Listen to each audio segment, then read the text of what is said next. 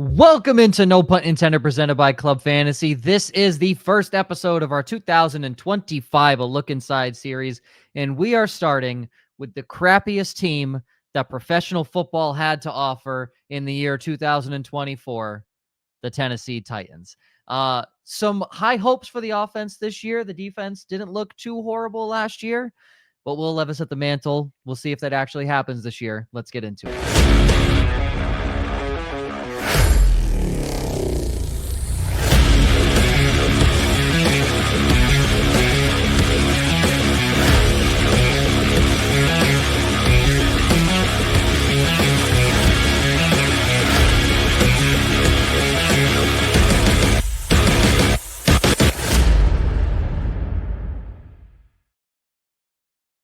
Welcome into No Punt Intended, presented by Club Fantasy. A look inside series, starting with our Tennessee Titans. And I say our Tennessee Titans like we're any fans of the Tennessee Titans. Not one of us. Not a single one of us. Josh and Ryan here joining me. I did like the Titans with Steve McNair.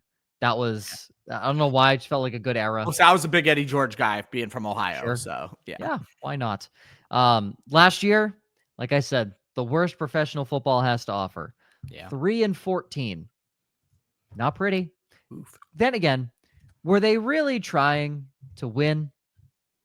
I don't really think they were trying to win. So this isn't certainly not towards the end of the year. No. And that goes on the fact that Brian Callahan is back as the head coach. Yeah. It is the same offense, Callahan's scheme. It's a derivative of the Bengals offense. So basically what I'm telling you is Cam Ward is Joe Burrow. I can't put it any other way. Cam Ward is about to be Joe Burrow. And as we go throughout this show, we have our ADPs and the rankings right now, and those are courtesy of Underdog, and you can use code WOFF, WOFF, claim your free pick, first time deposit, $1,000 bonus cash. You can do that now. You can choose to wait if you want for the fantasy season, totally up to you. But if you do that now, you could get in on some WNBA props. Yeah. You could get in on some, if you're a big hockey guy, some Stanley Cup Finals props and bets. McDavid's revenge shortly coming up here with the Edmonton Oilers. We'll see how that goes. They just opened up a Superflex preseason NFL tournament. So, and would you look at that? Beautiful. Plenty to do literally year round on Underdog. You love to see it. Projected starting offense. This is the Underdog ADP as of May 26th, as of this recording. So again, these things could change. We're not anticipating much of a change. It is May. So if you're doing this in May, you're a crazy person. Welcome to the show. QB1, Cam Ward, currently at quarterback 24. And again, this is best ball, half PPR. Not that it matters for the quarterbacks, but best ball, half PPR. Obviously, redraft doesn't really start now. Again, you're crazy. Welcome to the show. Running back 1, Tony Pollard is RB28, Tyjae Spears, RB42. The receivers, yikes. Calvin Ridley, wide receiver 37. Treylon Burks, wide receiver 121. I'm just going to let that sit there for a second. Let that sit there. I'll have explanations for why I put this as the projected lineup here. Remember when the Titans traded AJ Brown for essentially Treylon? I can't thank John Robinson and the former Titans regime enough for that one. Like, go Birds. Wide receiver 3, the newly acquired in the offseason, Tyler Lockett, wide receiver 117, and Van Jefferson, currently not being drafted. So the sleeper of the show, in the steal of the show, Van Jefferson, because he's going to finish higher than where he's being drafted, which is not drafted. In the tight end 1, Chig Okonkwo, he's the tight end 29 overall, basically not being drafted anywhere ever. So thoughts and expectations on, look, on paper, the weapons aren't horrible. The backfield is solid. There's high hopes for a young quarterback. On paper, it's not horrible, right? I mean, looking at the ADP, I don't think drafters are terribly wrong. There's one player, Calvin Ridley, who I think we as drafters are way under on. Ridley is a top 20 wide receiver for me. This is an offense that is going to heavily feature its number 1 wide receiver, and there is no competition for that role. And I understand this isn't Joe Burrow and Jamar Chase, but this is that offense with now a competent quarterback.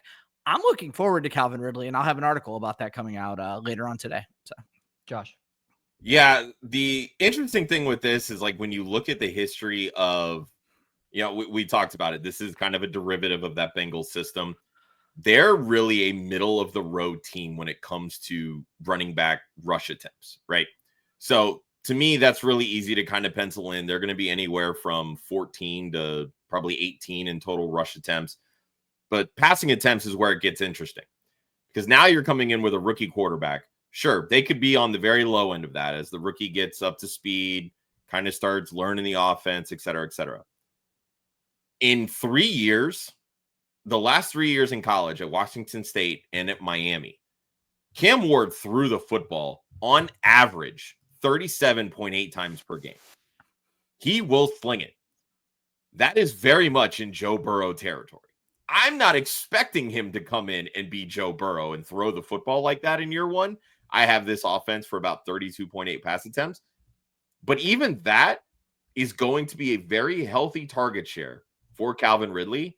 And I have him as a top 24 wide receiver, which makes him a screaming value in best ball drafts right now. I absolutely love that for people that are drafting Calvin Ridley.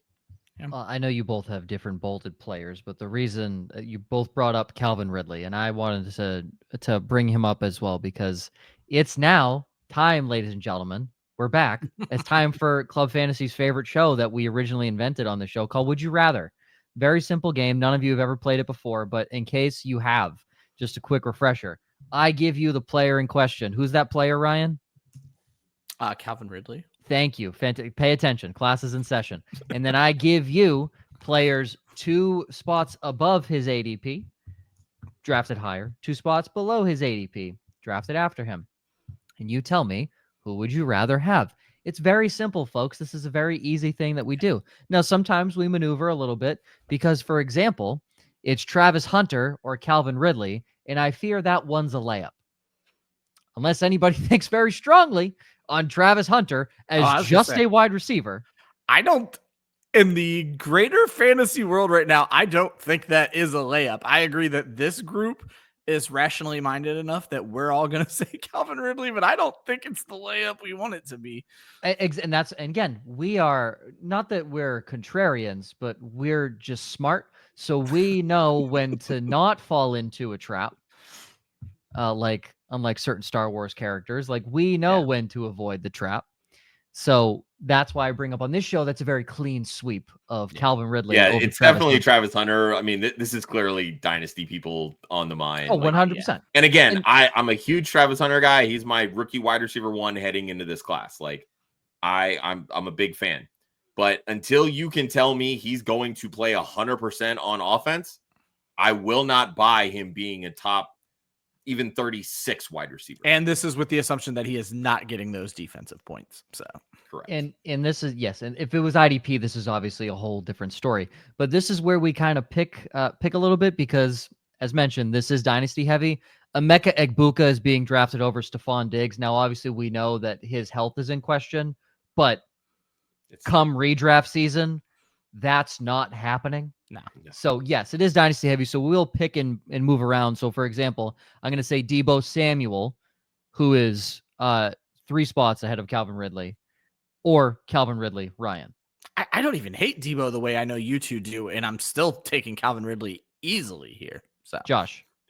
Deebo right now is my wide receiver 38. Ridley's my 23. So it's pretty easily Ridley for me. I don't hate Deebo. I didn't like him in San Francisco. No, I didn't like him last year in San Francisco. Okay, I was going to say, you two have been giving me some shit for liking Deebo. I had Deebo during his wide receiver 3 season. Thank you very much. So I had him. Well, see, and that's the thing. Is like when you take him when he's a value, then he's fine. Yeah. But when people are him in the 12th round unfairly propping him up, like to me, he's not a 100-target wide receiver. Yeah, I'm not 100% sold that somebody's going to give him this guy 50 rush attempts either. So yeah, this guy. When some moron tells you he and Brandon Ayuk are both top 15 wide receivers, that's when you got to worry about things. And then this smart person tells you they're both dog doo-doo and tells you go draft Jawan Jennings, who is the guy above Calvin Ridley. I've read the 49ers offense like a book. So okay, so we're all Calvin Ridley. Juwan Jennings or Calvin Ridley? Ryan. Oh, it's still Ridley. Josh. Yeah, it's still Ridley. There's so much noise coming out of San Francisco's camp right now. Some people think that Jennings is going to end up being the top target. Some people think that, hey, they're paying Ayuk $30 million. He's going to get first crack at it. Obviously, Ricky Pearsall was a first round pick 2 years ago. Until I have any semblance of what that pecking order is going to be, I'm going to put stock in who's getting paid and who is drafted highly. That's Ayuk, then Pearsall, then Jennings. So for me, it's Ridley over Jennings by a long shot right now. Okay. Ridley or Jerry Jeudy? Ryan. Calvin Ridley. Josh. Not even a question. Calvin Ridley. Yeah, no, it's not a question for you. This also feels like a clean sweep. Calvin Ridley or Jaden Reed? Ryan. It's closer than it should be because I still love Jaden Reed, but it is Calvin Ridley. Though, in these best ball drafts, I'm ending up with a lot of both of them because they feel like values right now. So, Josh. Yeah, it's still Ridley for me. I read at 35. So the common theme is that Calvin Ridley's being very undervalued here. So I'm just gonna bump up to where maybe I think there might be some potential crossover in debate. Seems to be about 10 spots up, and forgive me, I don't have the exacts because it is overall ranking of what I'm currently looking at, not individual rankings. Again, Calvin Ridley ranked currently at wide receiver, 37. So DK Metcalf or Calvin Ridley? Ryan. that is far more interesting. If I knew who the quarterback was, I'd make an argument for DK, but it's Calvin Ridley for me. Josh. Yeah, as of right now, I do have DK at 22 and Ridley at 23. But again, that's still difficult. And with the quarterback situation, I still would take Ridley over DK. What's interesting is I actually have them at the exact same amount of targets. It's just I have Ridley with more touchdowns because I trust his quarterback right now. So Again, DK being drafted a full round ahead of Calvin Ridley. If you loved them both, you could get them. Yep. But that's where like Calvin Ridley is being undervalued here. He's currently going at the 6.5, DK at the 5.3, and that's how I will go based off of all of these players here. And this isn't a 12-team league for those wondering, keeping track. Bumping up to the 4.7, Devonta Smith or Calvin Ridley? Ryan. I'll still go with Smith there. There's no issue trusting the quarterback, and that's just an elite offense, and we don't know what we're getting from Tennessee in that situation. Josh. Yeah, I have Smith higher. You can definitely convince me to take Ridley over Smith, though. I mean, anytime you're dealing with somebody that is a wide receiver 2 in their respective offense versus a wide receiver 1, it's easy for me to want to side with the wide receiver 1. Here's the flip side that I think a lot of people want to discount. Philly was uncharacteristically extremely low in passing volume last year. Yeah. The 2 seasons prior, Jalen Hurts threw for over 3,700 yards. That will be more of that version of Jalen Hurts this year. Expect big, I don't want to say big time regression from Saquon Barkley, but if you check the website, I put out an article. Yards. That's what I'm saying. Like he's going to diminish by like 600 yards. Like that's pretty correct. Yeah. So that alone should tell you that the rushing offense for Philadelphia is going to come back down to earth a little bit, which means the passing offense will increase. So I don't hate Smith above Ridley. I'll get off of this with the last guy here. In between Devonta Smith and this guy are Rashee Rice, Xavier Worthy, Devonta Adams, Mike Evans. Feel like most, maybe one guy you might have Calvin Ridley over. But Marvin Harrison is currently going 3.7, and Ridley is going 3 rounds later. Would you rather Calvin Ridley or Marvin Harrison? Ryan. I'll still gamble on Marvin Harrison. I do want to say, looking at my projections, Ridley does project higher than even Smith and Marvin Harrison, but I also can openly see in my projections, I am projecting Ridley at his ceiling, whereas there is room for growth on Harrison and Smith. I would still go Marvin Harrison. Josh. I have Marvin Harrison higher. I mean, honestly, to me, they're in very similar situations. But I do think that Arizona is likely to run the ball more, which I think will end up capping Marvin Harrison. Whereas Ridley, I think, probably has, if somebody was going to hit 140 targets, I would bank on Ridley being the one over Marvin Harrison. So we found our ceiling, because then it goes Terry McLaurin, DJ Moore, Garrett Wilson, Jack Smith, and Jigba. You're not dealing with that. So there's your ceiling right there. Moving into the highlighted players for each of these guys. Ryan, we'll start with you. Tyjae Spears. He had, I don't even want to say up and down last year. He was just out of the lineup. So that's where I was going to go with this is I feel like every year we get on this train of talking up some of these backup running backs and we create our own narrative. There is no evidence to support this is a 50-50 timeshare. This is Tony Pollard's backfield. So where Tyjae Spears is going right now is like the RB37 or whatever. That's completely fair, but I also don't think he has the upside that a lot of people outside of an injury. So you're really banking on injury. And one of the great things we learned about best ball is maybe don't handcuff your running backs. Gator J just put out an article about that too, where Tyjae Spears belongs on a team that didn't draft Tony Pollard, not on a team that did draft Tony Pollard. If you went zero running back and you're praying for an injury, I guess that's where he fits. Actually, I'll take that back. Zero running backs is the worst team for Tyjae Spears because he's worthless if there is no injury. So you're really just hoping that something happens, and that's not really the strategy you should go with zero running back. I guess I'm saying all this to pour water on Tyjae Spears because when I looked at the numbers in my head, because we had created this narrative, it was like this 50-50 split. It was never that. 260 carries for Tony Pollard, 84 for Tyjae Spears. I think the reason I think the reason we like Tyjae Spears, he had those like two touchdown games. So 5 rushing touchdowns for Pollard, 4 for Spears. Even in the passing game, 57 targets for Pollard, 35 for Spears. It's not a split. This is Tony Pollard's backfield, and there's no reason to think they're going to go into next year and just completely split. I'm not saying we couldn't get Tyjae Spears up to 100, 110 carries, but I don't think it's going to be close to the split that it would take to make Tyjae Spears relevant outside of an injury. For reference, where he's currently drafted is the 12-9. Again, as we always preface with these, this is rookie season when we're doing this, so it is dynasty, but players being drafted ahead of him, Bayshall Tutton, 210. People love him. We'll have to look into him when we get to the Jags. Jags, Tank Bigsby, Dylan Sampson, Jerome Ford, and then even after him, Trey Benson, Isaac Arendo, DJ Giddens. So if that gives you an idea of where Tyjae Spears exists in the fantasy sphere, it's not good. And that's so interesting, though, with like Trey Benson. Trey Benson is a guy who was drafted to replace James Conner, and he's an injury away from doing it. But I feel a lot more comfortable that James Conner is going to miss time than 100%. Yeah, and there's other guys there, but I know we're on time here, so I'm going to keep going over to the tight ends, which is crazy that Josh wants to talk tight ends. So talk to me about the greatest or one of the worst books ever that I had to read in middle school with somebody named Okonkwo in it.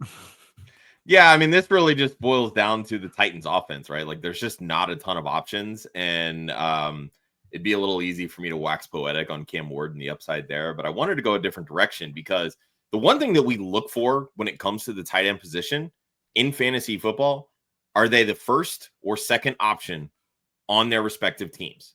When you look at this starting roster, tell me why it can't be Chig Okonkwo as should be. Because Traylon Burks is a first-round draft pick that is a prodigy at the wide receiver position. Did you know he fights hogs? No, yeah, I know. Turns out that does not. And that hog fighting apparently keeps him off the field. So there's that. But this is the thing that I like here. All right, we know how athletic Chig Okonkwo is. Heading into this draft season, everybody talked about how athletic Elijah Arroyo was. Guess who Cam Ward's tight end was at Miami last year? It was Elijah Arroyo. Did you know Chig Okonkwo actually has better athletic testing measures than Elijah Arroyo? He led all the tight ends. I'm just going to say, doesn't Chig Okonkwo have the best athletic testing scores? One of the best athletic testing scores among tight ends. Yeah, because his rookie season just a big wide receiver. Yeah, it's basically what he is. The difference is he's 6'2", Arroyo 6'5". So there's differences in height there. But in 2022, Chig Okonkwo had a 2.62 yards per route run. And that was when Ryan Tannehill actually threw the football downfield, averaged 7.8 yards per attempt.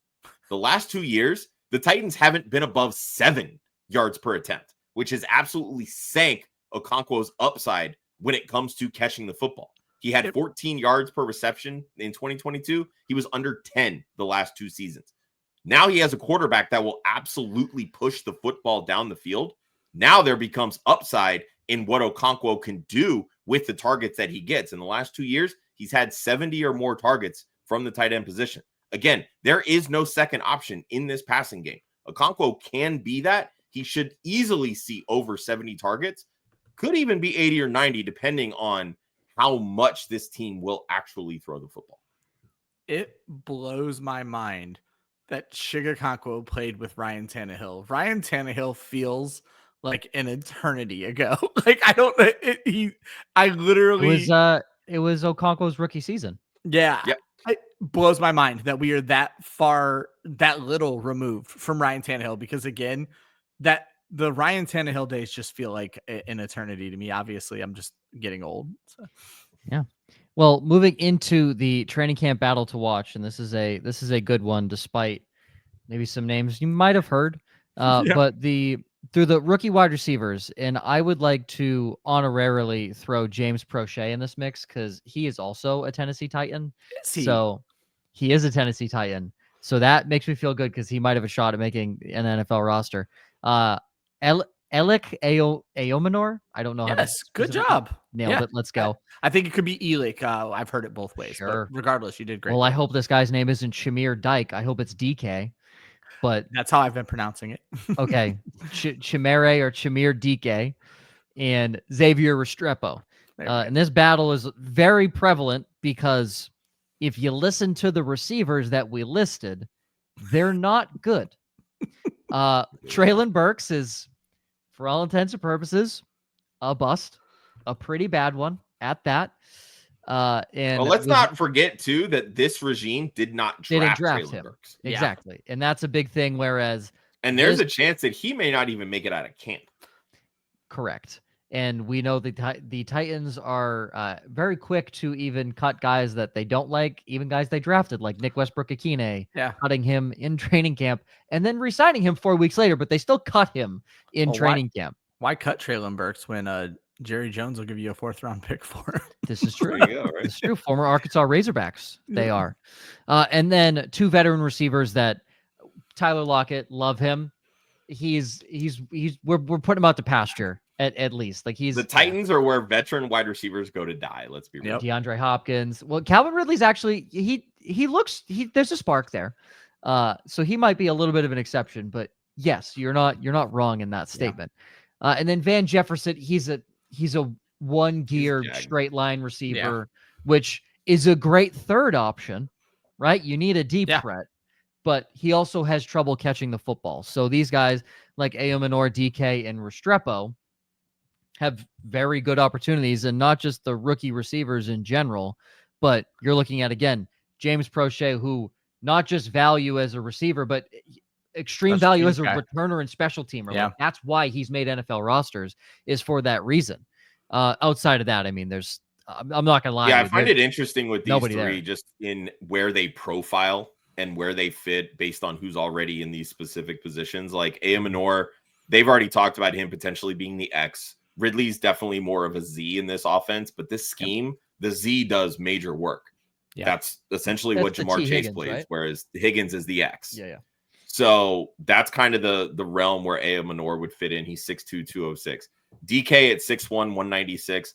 I'd put money on the fact that he's probably the direct backup to Calvin Ridley. So if anything were to happen to Ridley, that's probably the guy that would kind of vault into that position. And then Restrepo's the slot guy. Ryan and I have gone back and forth on Restrepo and how unathletic he is. But you know what? He's probably the smartest wide receiver on that team. So his rapport with Cam Ward. Was Wes Welker athletic? No. Not really.